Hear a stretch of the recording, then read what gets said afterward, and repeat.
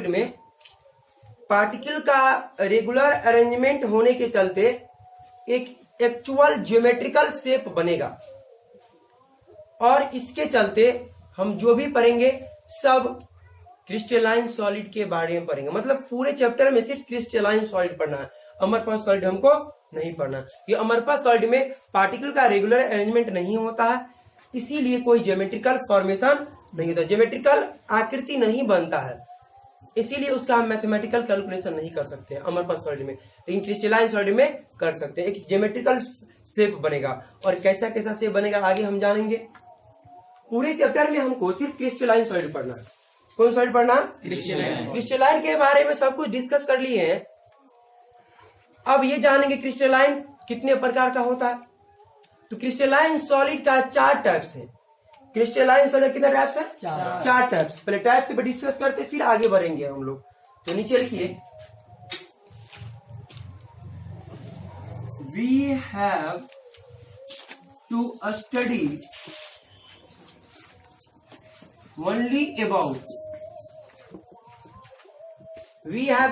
only about crystalline solid. हमको सिर्फ और सिर्फ किसके बारे में पढ़ना है?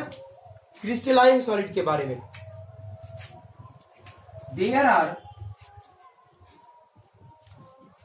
4 टाइप्स ऑफ क्रिस्टलाइन सॉलिड। पहला नंबर आयनिक सॉलिड। दूसरा नंबर मॉलिक्यूलर सॉलिड। तीसरा नंबर कोवेलेंट और नेटवर्क सॉलिड। और चौथा नंबर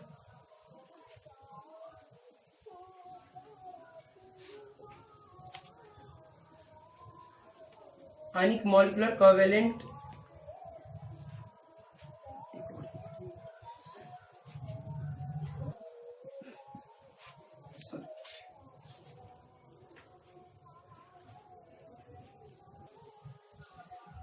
वीडियो चालू करो।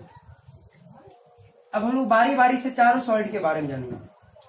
सबसे पहले आयनिक सॉलिड के बारे में जानते हैं। तो नाम से ही क्लियर है, आयनिक मतलब ये आयन से बना हुआ है। किससे बना हुआ है? आयन से। और अगर कोई भी मॉलिक्यूल आयन से बना होगा तो उसमें 2 तरह का आयन होगा, एक केटायन होगा और एक एनायन। जैसे NaCl, तो ये 2 तरह के आयन से बना होता है, एक Na+ और क्या एक Cl-। मतलब आयनिक मॉलिक्यूल या आयनिक सॉलिड जो होगा उसमें एक पार्ट केटायन और एक part anion. Cation left side, anion right side. ये सब हम आयनिक मॉलिक्यूल जो थे, आयनिक कंपाउंड के बारे में पढ़े थे। यस। किस चैप्टर में? Atomic structure. एटॉमिक स्ट्रक्चर नहीं, दिमागे में नहीं आ रहा। आयनिक मॉलिक्यूल के बारे में। तो ऐसा मॉलिक्यूल जो केटायन और एनायन से बनता हो। किससे बनता हो? केटायन और एनायन से। मतलब आयनिक सॉलिड में एक पार्ट केटायन और एक पार्ट क्या होता है? एनायन। और आयन, ये जो आयन है ये दोनों अपोजिट आयन, एक केटायन होगा और एक क्या होगा? एनायन। और 2 अलग चार्ज वाले 2 अलग आयन के बीच में जो इंटरमॉलिक्यूलर फोर्स काम करता है उसको हम लोग क्या बोलते हैं? इलेक्ट्रोस्टैटिक ना। क्या बोलते हैं उसको? तो आयनिक सॉलिड में जो मॉलिक्यूल होगा, पार्टिकल होगा, वो आयन होगा। क्या होगा? आयन। एक होगा केटायन और एक होगा एनायन। गौर सुनिएगा, आयनिक सॉलिड में कंस्टिट्यूएंट पार्टिकल मतलब ये जिससे बना होगा वो क्या होगा? आयन। एक हुआ केटायन होगा और एक क्या होगा? एनायन। अब दोनों आयन के बीच में इंटरमॉलिक्यूलर फोर्स कौन सा होगा? तो 2 अलग चार्ज के बीच में जो इंटरमॉलिक्यूलर फोर्स रहता है उसको हम लोग क्या बोलते हैं? इलेक्ट्रोस्टैटिक। क्या बोलते हैं इसको? Electrostatic force. तो इलेक्ट्रोस्टैटिक फोर्स प्रेजेंट होने के चलते आयनिक सॉलिड जो होता है ना नॉर्मली हार्ड होता है। नॉर्मली क्या होता है? हार्ड। अधिक हार्ड होता है और अधिक हार्ड होने के चलते इसका मेल्टिंग और बॉइलिंग पॉइंट ज्यादा होता है। मेल्टिंग और बॉइलिंग पॉइंट क्या होता है? ज्यादा। ये प्रॉपर्टीज हो गया आयनिक सॉलिड का। आयनिक सॉलिड ये सॉलिड है जिसमें कंस्टिट्यूएंट पार्टिकल जो होगा, मतलब जिससे ये बनेगा वो आयन होगा। क्या होगा? आयन। एक कीटायन और एक एनायन।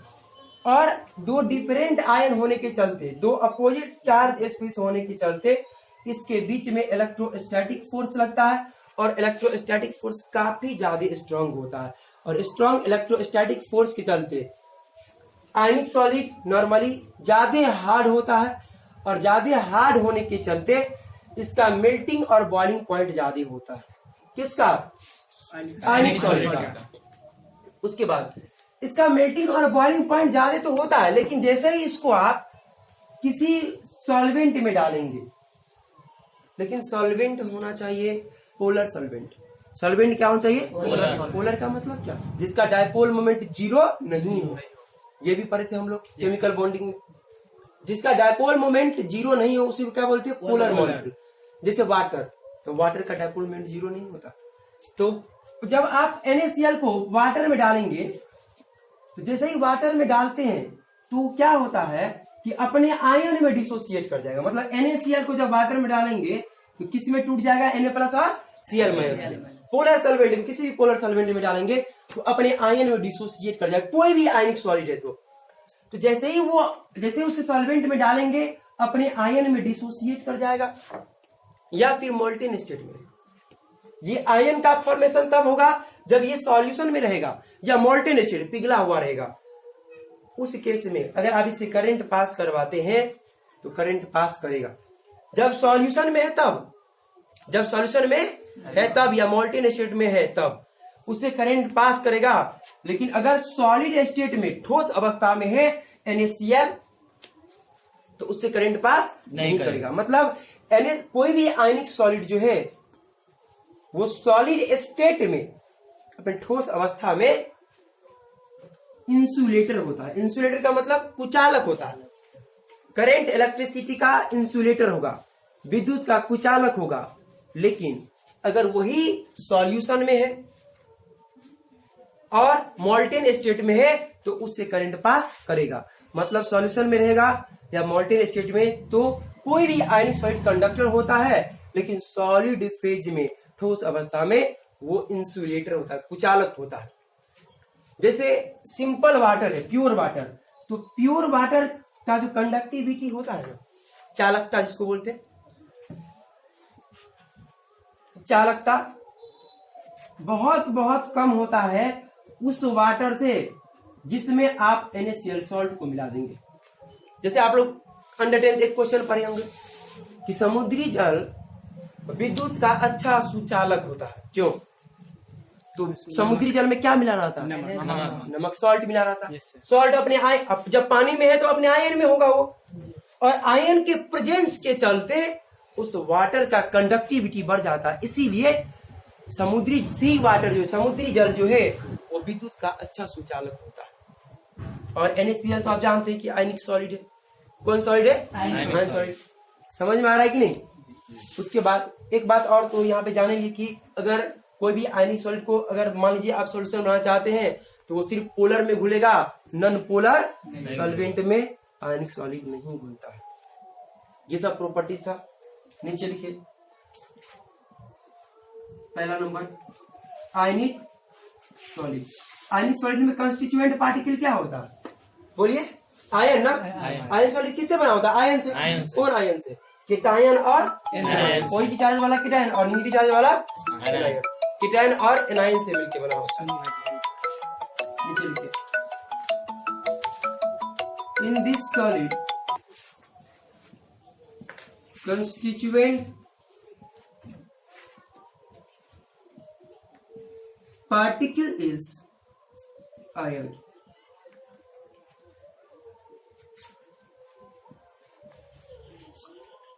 आयंस में क्या सब?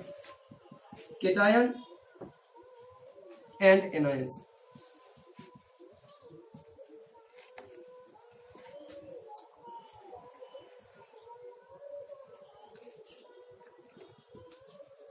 in this solid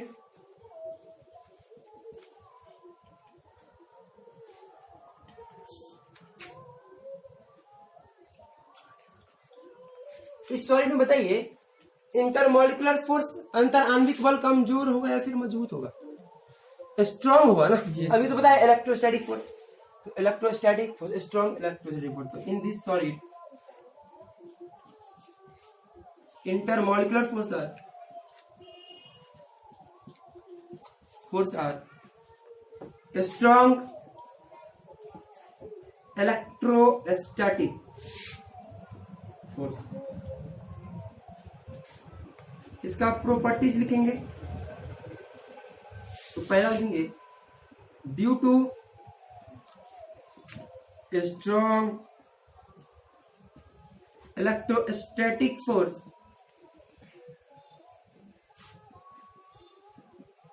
ionic solid is hard. दूसरा नंबर, अगर ज्यादा कठोर है तो उसका मेल्टिंग और बॉइलिंग पॉइंट क्या होगा? नहीं, ज्यादा होगा ना। ज्यादा कठोर वस्तु उसको पिघलाने के लिए ज्यादा टेम्परेचर लगाना पड़ेगा। और टेम्परेचर बॉइलिंग और मेल्टिंग पॉइंट क्या, एक तापमान है ना। जिस तापमान पे सॉलिड से लिक्विड वो हो गया मेल्टिंग पॉइंट, और जिस टेम्परेचर पे किसी भी लिक्विड सब्सटेंस का अपना वेपर प्रेशर एटमॉस्फेरिक प्रेशर को वो सब बॉइलिंग पॉइंट। तो जितना ज्यादा हार्ड होगा उसका मेल्टिंग और बॉइलिंग पॉइंट उतना ज्यादा हाई होगा। तो it having high melting and boiling point. तीसरा नंबर, बोलिए अगर आपसे कोई पूछे क्या आयनिक सॉलिड कंडक्टर होता है? आयनिक सॉलिड कंडक्टर होता है तो बोलेंगे हाँ होता भी और नहीं भी होता। होता कब है? तो जब ये आयनिक सॉलिड सॉल्यूशन में रहे या मोल्टन स्टेट में तो कंडक्टर, और अगर सॉलिड फेज में रहे ठोस अवस्था में रहे तो तब नहीं होगा। क्या तब क्या होगा बोलिए? इंसुलेटर, कुचालक हो जाएगा। तो लिखिए it is good conductor of electricity in molten state and in solution, but insulator in molten state। molten state बताइए आयनिक सॉलिड किसमें सॉल्यूबल होता है? तो आयनिक सॉलिड पोलर सॉल्वेंट में। किसमें? पोलर सॉल्वेंट में। पोलर सॉल्वेंट में, जैसे वाटर। तो water is the good solvent for ionic substance. जितना भी आयनिक सब्सटेंस आयनिक सॉलिड होगा सबके लिए वाटर एक अच्छा विलायक का काम करता है। मतलब जितना भी आयनिक सॉलिड है सब पानी में घुल जाएगा। तो लिखिए ionic solid is soluble in क्या? Polar solvent.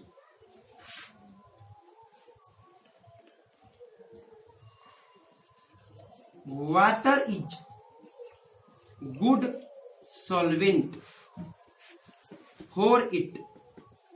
इसके लिए वाटर क्या है? एक अच्छा विलायक है। अब जैसे आप एग्जांपल में लिख लीजिए NaCl हो गया आयनिक सॉलिड, KCl हो गया, MgCl2 हो गया, CaO हो गया, MgO हो गया, etc। बहुत सारा केमिकल बॉन्डिंग बहुत सारा पढ़े थे हम लोग, सबका स्ट्रक्चर बताए थे बनेगा कैसे। आयनिक सॉलिड कैसे बनेगा पता है ना? आयनिक बॉन्ड कैसे बनता है? तो जब एक एटम दूसरे एटम को अंतिम कक्षा में अपना इलेक्ट्रॉन ट्रांसफर करता है तब आयनिक बॉन्ड बनता है। याद है कि नहीं? फिर से पढ़ाया गया केमिकल बॉन्ड।